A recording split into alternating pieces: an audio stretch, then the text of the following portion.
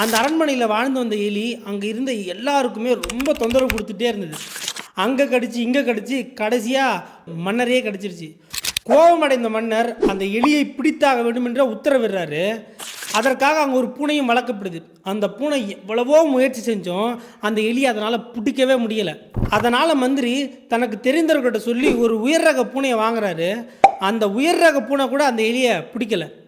அப்படியே பல பூனைகள் வாங்கப்படுது. எந்த பூனையாலுமே அந்த எலியை பிடிக்கவே முடியலை. அங்கே வேலை செய்திருந்த ஒரு காவலாளி தன் வீட்டில் வளர்ந்த பூனை எடுத்துகிட்டு வந்து விடுறாரு.